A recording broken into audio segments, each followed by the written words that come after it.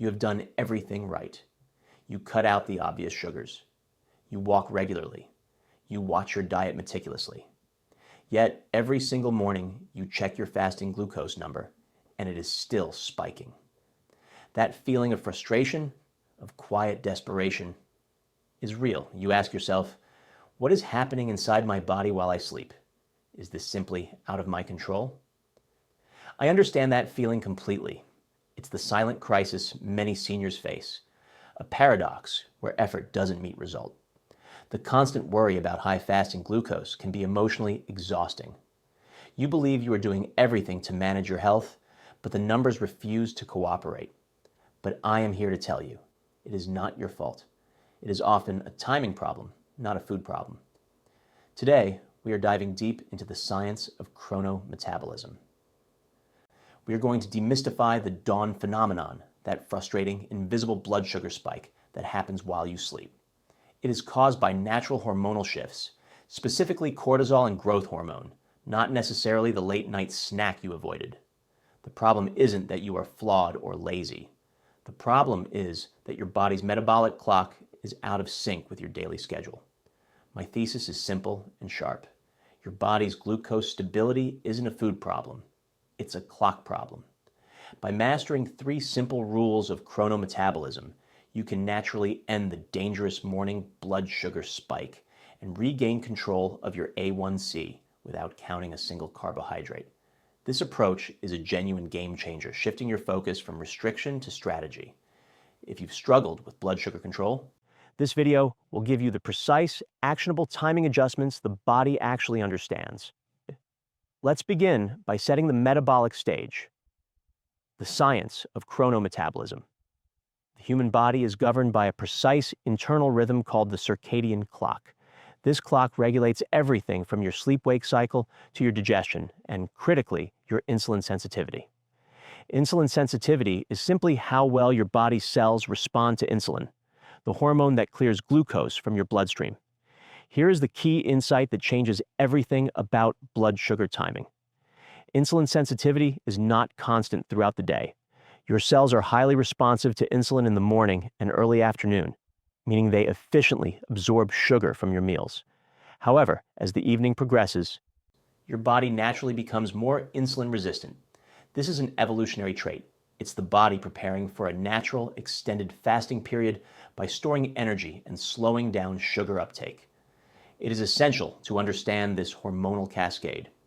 The central clock in your brain, the suprachiasmatic nucleus, coordinates this sensitivity shift, communicating with peripheral clocks located in your liver and fat cells.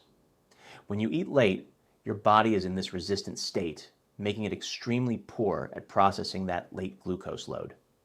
This explains why 2 identical meals consumed at different times, say a small bowl of pasta at 1 p.m. versus the exact same bowl at 8 p.m., will produce dramatically different blood sugar spikes. The meal at 8 p.m. will almost certainly result in a higher, longer spike, straining your pancreas unnecessarily.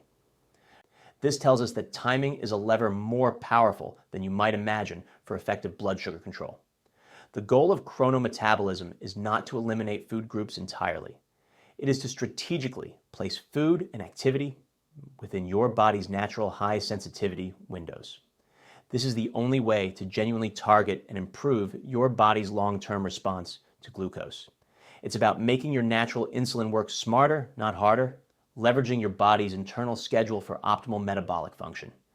The ultimate target of this approach is tackling the primary psychological driver of fear, the inability to stop the morning rise.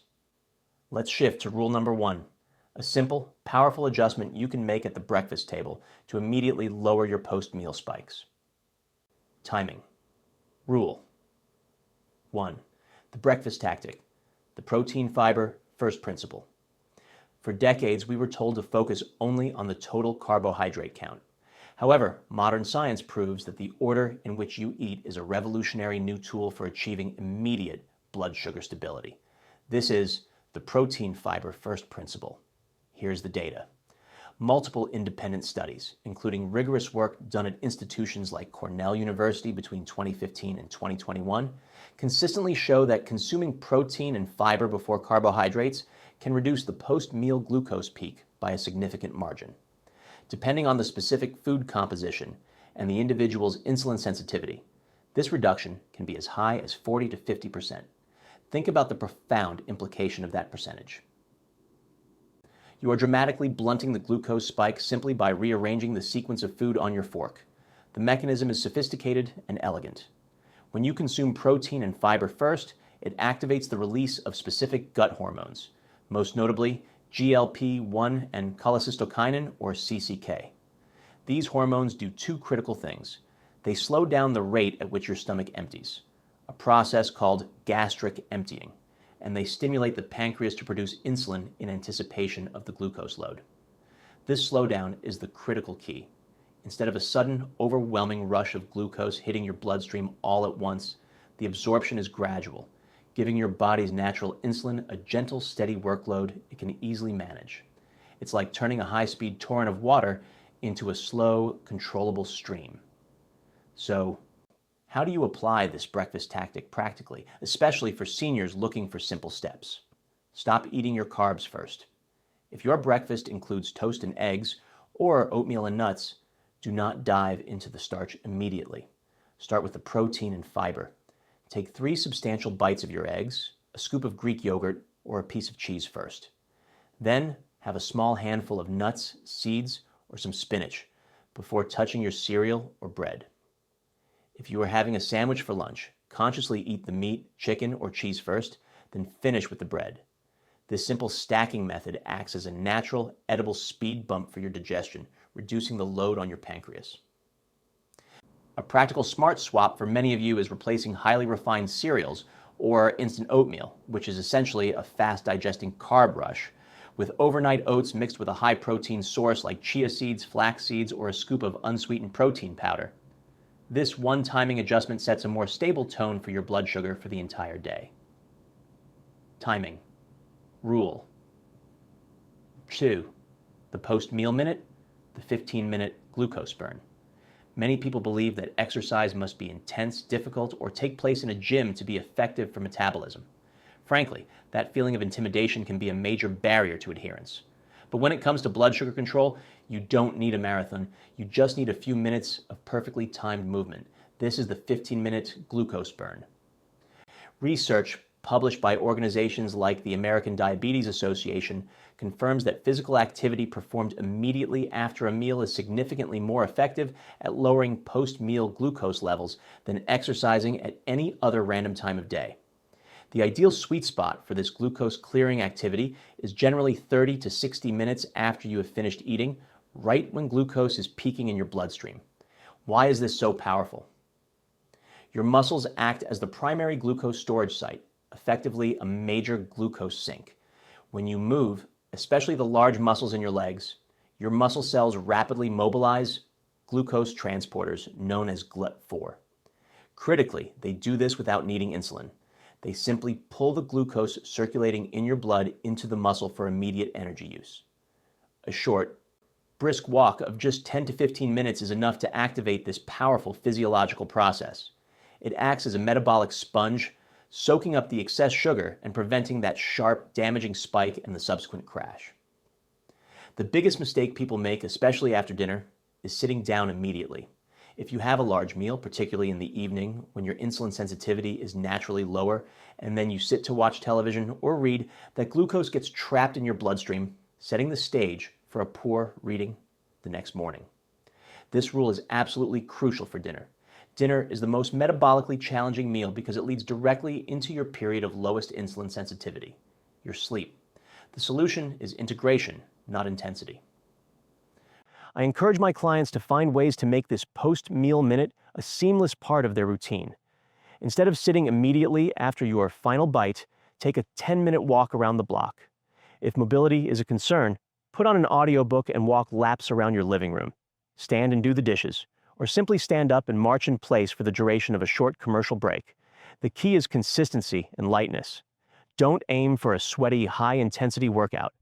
Aim for consistent, low-impact muscle activation.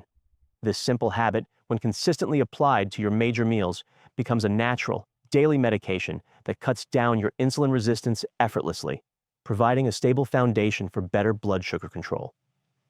Timing. Rule 3. The nighttime barrier. The 3-hour dinner. Rule to end the morning spike. This is the rule that directly addresses the most persistent blood sugar enemy, the dreaded morning spike or the dawn phenomenon. If you are diligently checking your fasting blood sugar in the morning and it is persistently high, yet you haven't eaten since 7 p.m. the night before, you are likely experiencing this unseen hormonal surge. The physiology is clear. Your body releases cortisol and growth hormone in the early morning hours, typically between 3 a.m. and 8 a.m., to naturally prepare you for waking. These hormones signal the liver to release its stored glucose for energy. For people with insulin resistance, their bodies cannot handle this controlled glucose release efficiently, leading to a dangerous and noticeable spike in their fasting numbers. The solution is not complex, but it is strict on timing.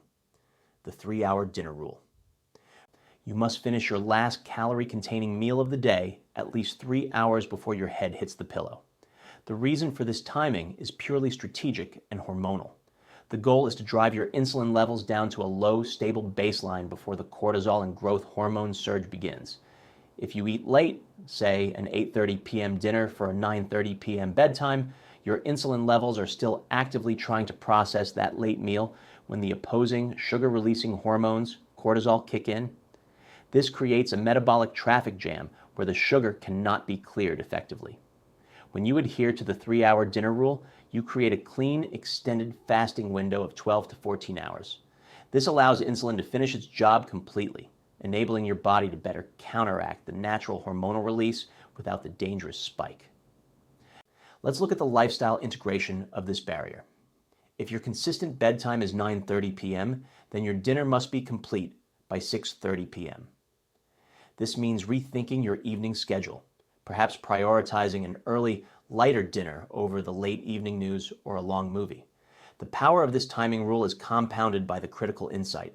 Quality sleep itself is your most powerful, free medicine for metabolic health.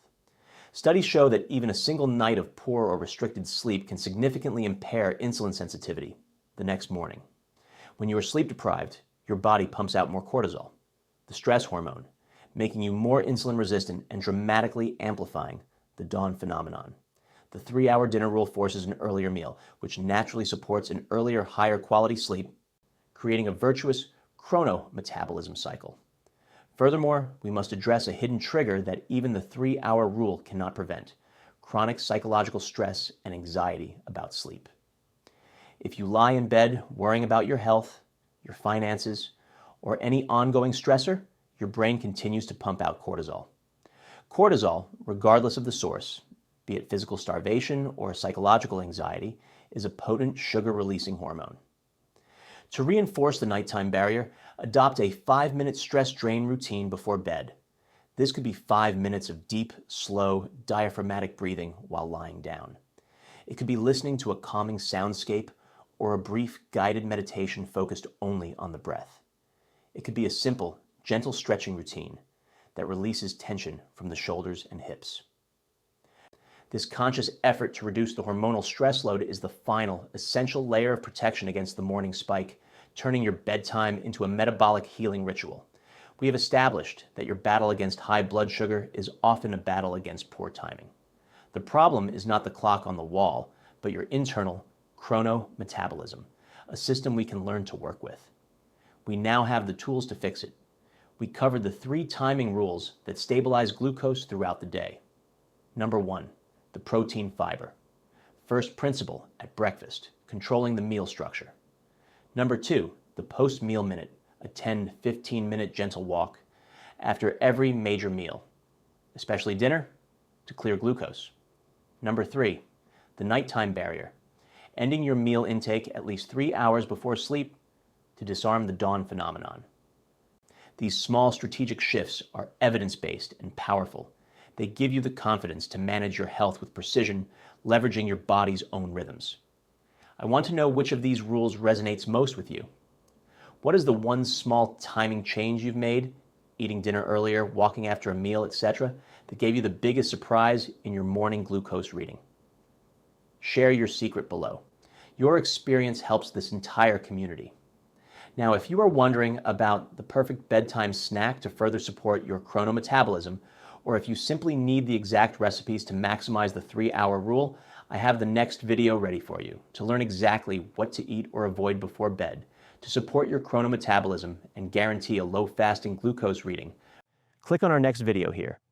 The 5 best and worst bedtime snacks for a stable morning. Blood sugar, chrono-metabolism. Part 2. Thank you for trusting the science. And remember, control is always within your reach. Disclaimer: the content in this video is for informational purposes only and is not intended to be a substitute for professional medical advice, diagnosis, or treatment. Always seek the advice of your physician or other qualified health provider with any questions you may have regarding a medical condition.